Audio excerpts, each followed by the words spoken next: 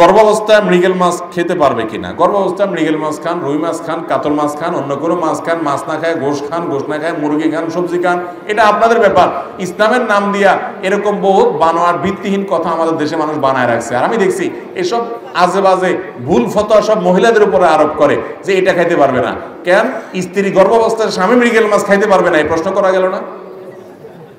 ও স্বামী কসকস করে ঠিকই খাইবে, ওই বেচারি মহিলা খাইতে পারবে কিনা সেই প্রশ্ন। যত রকম বানোয়ার ভিত্তিহীন মশলা বেশিরভাগ মহিলাদের উপরে। অবশ্য এই মশলাগুলো মহিলাদের মধ্যে মহিলারাই বেশি দেয়, পুরুষদের চাইতে মহিলারাই বেশি দেয়। বৌমারের শাশুড়ি যায় বলে, আরে মৃগেল মাছ খাইতো না এই টাইমে, তোমার না পেটে সন্তান আল্লাহ তাআলা রাখছে, খবরদার এটা খালি ক্ষতি হয়ে যাবে, আরো বেশি করে খাবেন। এই সমস্ত কুসংস্কারের বিরুদ্ধে আরো বেশি সোচ্চার হতে হবে। এগুলোতে কোনো ক্ষতিকর কোনো কিছু নেই। পা ভাঁজ করতে না পারলে পশ্চিম দিকে পা মেলে বসে নামাজ পড়তে পারবে কিনা? পা কেউ ভাঁজ করে বসতে পারে না, তাহলে পশ্চিম দিকে ফিরে বসে হাতে হাত বেঁধে রুকু সিজদা ইশারা করে নামাজ পড়তে পারবে, অসুবিধা নেই।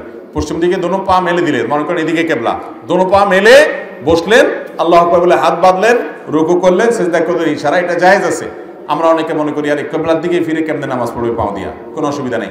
যদি সে পা ভাঙতে না পারে, পাও কেবলার দিকে ফিরে বসে নামাজ পড়াতে অসুবিধা নেই। আমার একটি সমস্যা, আমি শুধু ভুলে যাই।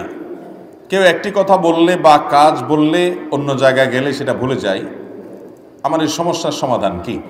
দেখুন, ভুলে যাওয়া এটা অনেকের মধ্যে এই রোগটা আছে।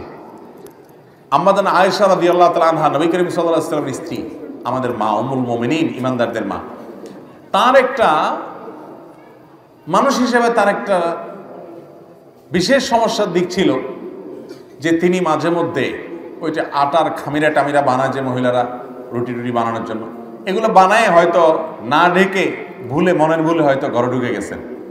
এরপরে এসে দেখা গেলো যে ওই যে গৃহপালিত যেগুলো আছে মোরগ বা ছাগল, এরা এসে দেখা গেল দাওয়াজনে এসে সেখানে মুখ দিত, ওইটাতে মুখ দিত এবং খেয়ে ফেলত। তিনি ভুলে যেতেন মাঝে মধ্যে। কিন্তু নবী করিম সাল্লাল্লাহু আলাইহি সাল্লাম সেজন্য তাকে, মানুষ হিসাবে এরকম হতেই পারে, নবী করিম সাল্লাল্লাহু আলাইহি সাল্লাম তাকে কখনোর জন্য কোনো কটু কথা, তো বলা পরের কথা, তার কষ্টের কারণ হয়, মনোবেদনা হয়, এরকম কোনো কথা কখনো বলেন নাই। আমাদের বোনরা অনেকেই এই বোনের মতো এরকম সমস্যা হতে পারে যে তিনি ভুলে যান। এই জন্য স্বামীরা যথাসম্ভব ক্ষমার সুন্দর দৃষ্টি দেখবেন, বুঝাবেন, তাদেরকে হেল্প করবেন, স্মরণ থাকতে সাহায্য করবেন, স্মরণ রাখতে সাহায্য করবেন, কষ্ট দিবেন না। মনে রাখবেন আল্লাহ তাআলা বলেছেন, ওয়াশিরুহুন্না বিল মারুফ, তোমরা নারীদের সাথে, তোমাদের স্ত্রীদের সাথে সুন্দরভাবে সংসার করবে, জীবনযাপন করবে। তুই তুকারি করে, বাজে ব্যবহার করে, গালমন্দ করে, মুখ খারাপ করে, ছোট লোকি করে তাদের সাথে সংসার করবেন না। যদি করেন তাহলে আপনি গুনাহগার হবেন, পাপিষ্ঠ হবেন। আল্লাহ তাআলা আমাদের পুরুষদেরকে ধৈর্য ধারণ করার তৌফিক দান করুন, মহিলাদেরকেও সবর করা, নিজেদেরকে সংশোধন করার তৌফিক দান করুন।